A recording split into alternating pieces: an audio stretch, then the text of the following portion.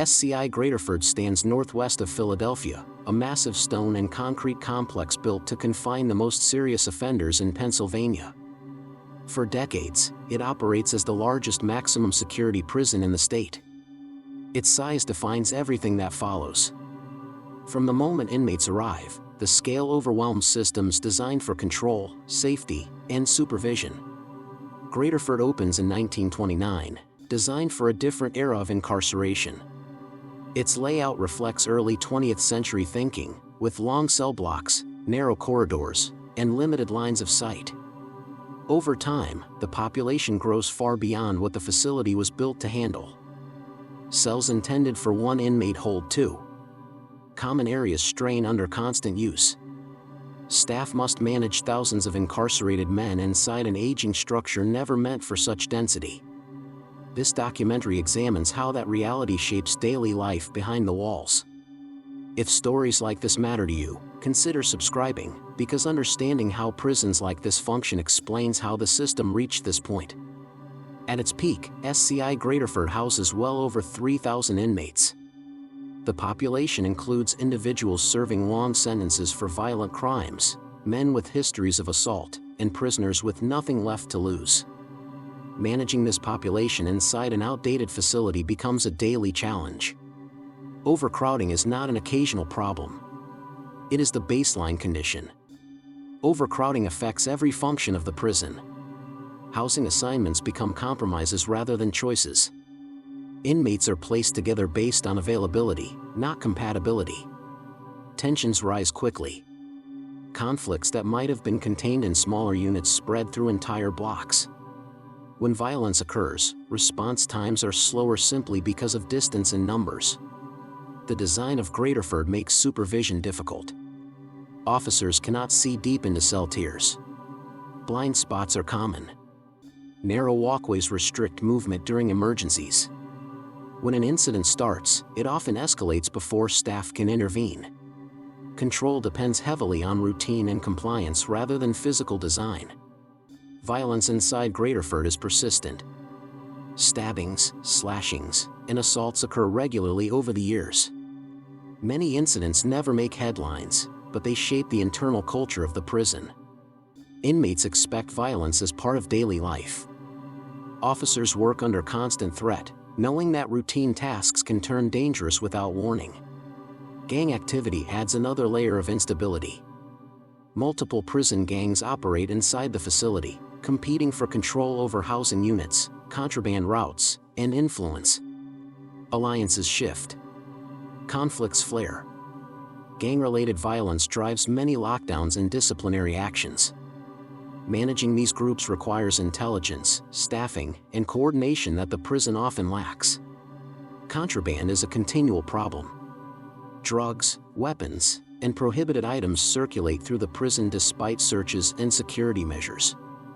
Overcrowding stretches staff thin, reducing the effectiveness of inspections. Aging infrastructure provides hiding places that modern prisons are designed to eliminate. Once contraband enters circulation, it fuels debt, extortion, and violence. Correctional officers face high levels of stress. Staffing shortages mean long shifts and mandatory overtime. Fatigue becomes a factor in decision-making. Officers must supervise large numbers of inmates with limited backup. Morale suffers. Turnover increases. Experience leaves faster than it can be replaced.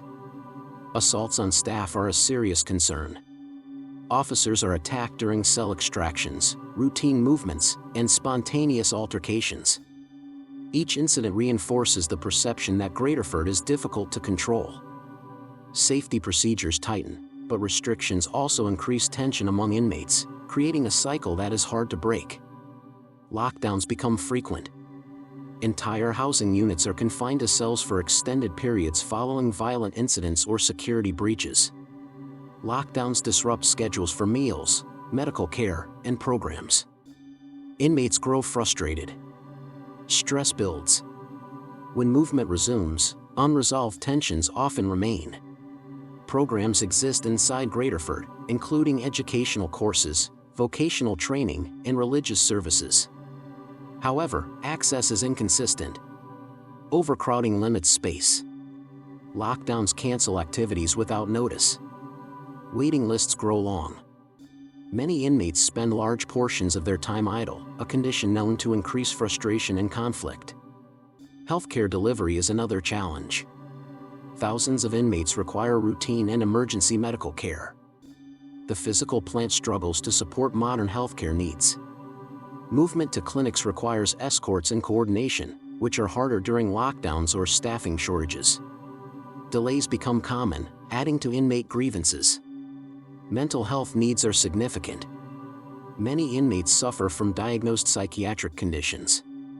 Overcrowded housing exacerbates symptoms. Noise, lack of privacy, and constant tension worsen anxiety and aggression. Mental health units exist, but demand often exceeds capacity. Graterford's age shows in its infrastructure. Plumbing failures occur. Electrical systems require constant maintenance. Heating and cooling are uneven. Repairs are ongoing, but modernization is limited by the structure itself. Each failure becomes a potential security risk when systems stop working as intended. The prison's reputation grows over time.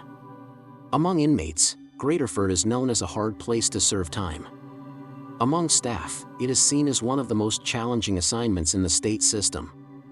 For administrators, it becomes a symbol of the difficulties inherent in running oversized, outdated prisons. Security failures draw scrutiny. Investigations reveal weaknesses in internal controls. Procedures are updated. Training improves. Yet systemic problems remain tied to scale and design. No policy change can fully compensate for a facility built nearly a century earlier and filled far beyond its original capacity. Legal pressure increases as conditions draw attention. Lawsuits and oversight focus on overcrowding, safety, and access to services. The state faces growing costs to maintain and defend the operation of Graterford. Discussions begin about long-term solutions. Plans emerge to replace the facility. The idea is not simply to close a prison, but to move operations into a modern complex designed for contemporary correctional standards. The proposed replacement emphasizes improved sight lines, smaller housing units, and updated security technology. Construction of SCI Phoenix begins nearby. The goal is to transfer inmates and staff into a facility that addresses the failures exposed at Graterford. During this period, operations at Graterford continue. The same problems persist as the end approaches. In the final years, population management becomes more deliberate. Transfers reduce overcrowding slightly, but the prison remains densely populated until closure. Staff prepare for transition while maintaining daily security. Uncertainty affects morale on both sides of the bars. In 2018, SCI Graterford officially closes. Inmates are transferred to SCI Phoenix. The move represents the end of an era in Pennsylvania corrections. For many who worked or served time there, the closure confirms what they already knew. The facility could no longer function safely or effectively in the modern system. Graterford's legacy is complex. It is not defined by a single riot or catastrophic event.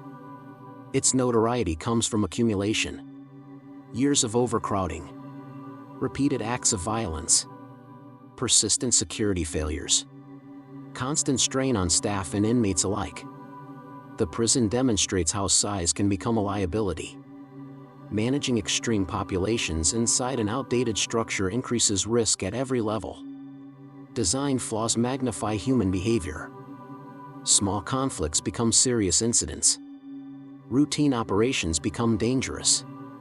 SCI Graterford stands as a case study in what happens when infrastructure fails to keep pace with policy. Sentencing practices increase populations. Budgets lag behind needs. Facilities age without adequate replacement. The result is an environment where violence becomes normalized. For correctional systems nationwide, Graterford offers clear lessons. Oversized prisons are harder to control. Aging facilities limit supervision. Overcrowding undermines safety. When these factors combine, reform becomes reactive rather than preventive. Today, the physical structure of Graterford remains largely silent. Its role in the system is finished. But its history continues to inform debates about incarceration, prison design, and public safety. The problems it embodied are not unique to Pennsylvania. Across the United States, many prisons face similar pressures. Facilities built decades ago house populations far larger and more complex than originally intended. Graterford's story reflects a broader national pattern. Understanding this history requires restraint and accuracy. There is no need for exaggeration. The facts are sufficient. A large, outdated prison held too many people for too long under conditions that increased risk for everyone involved. SCI Graterford does not represent failure through neglect alone. It represents failure through inertia. Systems continued because they always had, even as conditions worsened. Change came only when the costs became undeniable. As the system moves forward, the question remains whether those lessons are fully absorbed. New prisons may replace old ones, but policy decisions determine whether overcrowding returns. Design can reduce risk, but it cannot eliminate it without oversight and restraint. Graterford's closure marks an ending, not a resolution. The forces that filled it still exist.